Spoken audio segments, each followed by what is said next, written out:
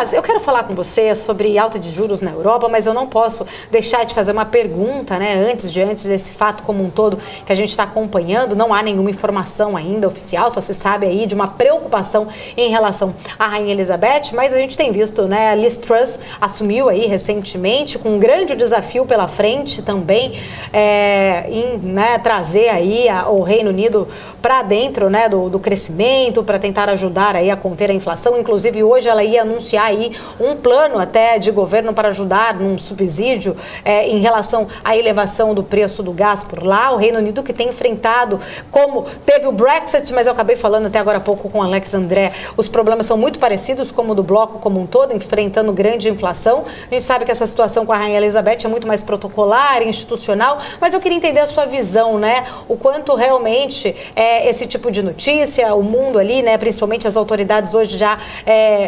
esperando, né, paradas ali em relação a essa informação aí sobre o estado de saúde da Rainha Elizabeth. A própria Liz Truss iria anunciar esse plano, não anunciou, mas eu queria entender um pouquinho da sua visão, o quanto isso pode acabar mexendo ou não, né, com a economia do Reino Unido.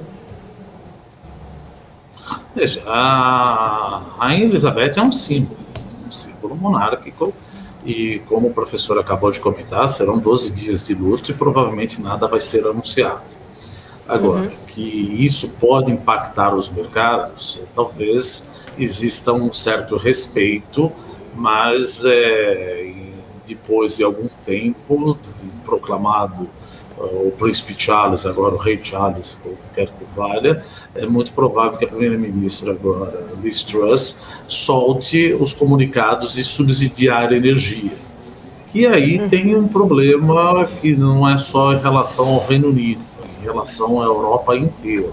A gente sabe que o Reino Unido não faz parte da zona do euro, mas nunca fez parte da zona do euro e saiu da União Europeia.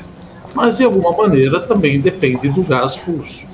E isso acaba afetando o preço que a gente fala. Não é apenas o gás. O gás, ele é importante, mas o gás, ele ajuda a movimentar as termoelétricas. Ou seja, o problema maior aí chama-se, não estou querendo ser redundante, mas chama-se energia. Porque por mais que você não use gás, você usa a termoelétrica. A termoelétrica é energia. Então o preço da energia chegou a um absurdo de ir bater nos mercados futuros 1.000 euros por megawatt-hora. Quer dizer, se você pegar 1.000 euros por megawatt-hora, multiplicar por 5, nós estamos falando em 5.000 reais por megawatt-hora. E no Brasil é 1.650 reais por megawatt-hora. Então é uma coisa absurda que tanto a Inglaterra quanto vários países da Europa estão tentando agora subsidiar. Agora, tem uma coisa, Paulo, entrando já na seara econômica. Não existe almoço de graça.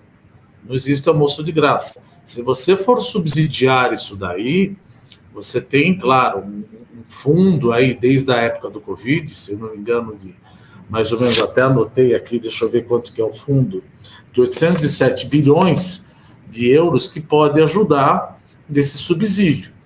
Mas, de alguma maneira ou outra, por exemplo, a Christine Lagarde, que é presidente do chair do European Central Bank, como você bem colocou, aumentou 0,75 basis points. Ora, quando você aumenta 0,75 basis points na taxa de juros básica, e você provavelmente vai ter mais déficit fiscal nos países da zona do euro, agora estou falando da zona do euro e alguns países da União Europeia também. Então, a curva de juros desses países tende a estipar comparativamente com a curva de juros dos títulos alemães. Então, não tem jeito. É quase que, claro, a economia você não lacra falando do futuro, é 100% de probabilidade. Mas existe uma probabilidade enorme de que a Europa entre em recessão. A zona do euro provavelmente deve cair no quarto trimestre 2%, a Alemanha, quiçá, com sorte, 2,5%, e o que mais deve se prejudicar aí é a Itália. Deve cair mais uns 3 ou 3,5%. Ou seja, eu não queria, não é que a Christine Lagarde não seja boa, não é isso, mas ela deve estar dormindo com tranquilizantes, porque no momento que você pega uma economia que vai cair entre 2% a 3%, você vai lá e sobe taxa de juros. E voltamos à velha discussão de devemos subir taxa de juros num choque de oferta? Veja, em economia ou qualquer coisa, é aquela coisa que eu até falei, se tem uma coisa que eu gostaria de fazer uma tatuagem, que eu nunca mudaria, é o gráfico da oferta e demanda. Olha, a oferta caiu. É fato que você aumentar a taxa de juros, isso é importante deixar claro, não vai fazer o preço da energia cair ou ter mais gás. Não é isso, porque Vladimir Putin está colocando, falou, olha, se vocês não baixarem a sanção, nós vamos parar de interromper. Usou toda aquela narrativa que o problema era da Siemens, por causa de... Quer dizer, eu nunca vi o gás Nord Stream, ou seja, o gasoduto Nord Stream, passar por tanta manutenção. Então é uma bobagem, não tem manutenção nenhuma. Isso aí você está fazendo para ir testando e parar de fornecer gás. Ao fornecer gás, isso suscita, antes mesmo de parar de fornecer gás, né? Você já estava fornecendo um pouquinho menos, era praticamente 25%, 50% do que você fornecia, e a gente está falando que tem países, tirando a Alemanha compra 38% a 40% de todo o gás que vem, vai para ela, vem da Rússia. Agora, os países bálticos, Estônia, Letônia, Lituânia, eles compram de 70% a 80%. Polônia, mais ou menos 50%. Então, você está levando toda a União Europeia e a Europa como um todo a ter um choque de oferta. Mas o choque de oferta, o que significa? A demanda está baixa. Só que a oferta cai mais ainda. Se você não subir juro, o que vai acontecer? Pode acontecer um índice de difusão, dispersão maior dos custos para a inflação. Por que eu quero dizer com isso? Subir o preço da energia. É importante que se suba juro para que esse preço da energia não impacte em toda a cadeia do IPC, porque senão você está livre para levar isso para frente. De fato, uma inflação somente de demanda é mais fácil controlar com juros, mas uma inflação de oferta também se controla com juros. Como eu falei, preço nada mais é do que demanda e oferta. Vocês não vão controlar, ou seja, a Europa não vai controlar o preço do gás, eventualmente, subindo os juros, porque isso é uma coisa, é um choque de oferta vindo da Rússia.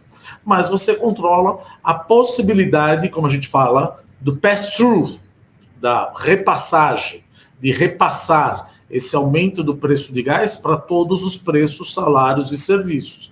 Isso é uma maneira da Christine Lagarde fazer. Aí a gente poderia fazer, ora, a melhor coisa é ela não subir a taxa de juros. Tá bom, se ela não sobe a taxa de juros, então a inflação vai tomar mais corpo.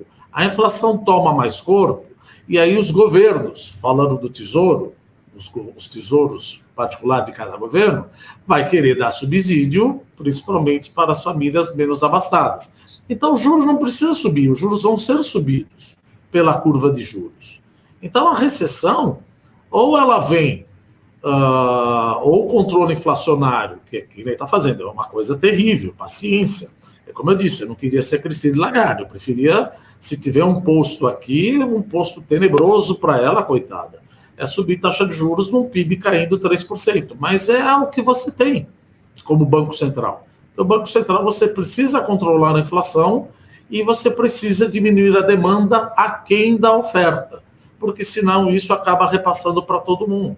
Repassa para todo mundo, vai bater na inflação. Vai bater na inflação, se você não subir agora, você vai subir mais tarde. Então é melhor subir agora, aguentar uma recessão maior, do que deixar um processo inflacionário descontrolado. E o processo inflacionário na Europa e nos Estados Unidos, esses processos inflacionários, eles são diferentes do Brasil. Por quê? Porque o Brasil tem preços administrados. 24% do nosso IPCA, 25% mais ou menos, é preço administrado. Então você consegue controlar, por exemplo, o custo do aluguel, olha, vai passar, você tem uma inércia inflacionária. Agora, num país e regiões, como na zona do euro, como a União Europeia, que não passaram por momentos hiperinflacionários, você não tem essa coisa tão evidente, essa memória inflacionária, que é traduzida por preços administrados. Então você vai ter preços que vão ficar muito aquém. Muito aquém. Então é importante que a Christine Lagarde suba a taxa de juros para trazer, pelo menos, a inflação para baixo. Olha, mas isso vai causar recessão. É bem provável. E causaria de qualquer maneira. mas pelo menos é melhor você ter recessão com a inflação mais baixa do que recessão com a inflação mais alta. Aí você está completamente desestruturando a política econômica da União Europeia e, no caso da Christine Lagarde, da zona do euro. Né, Paula?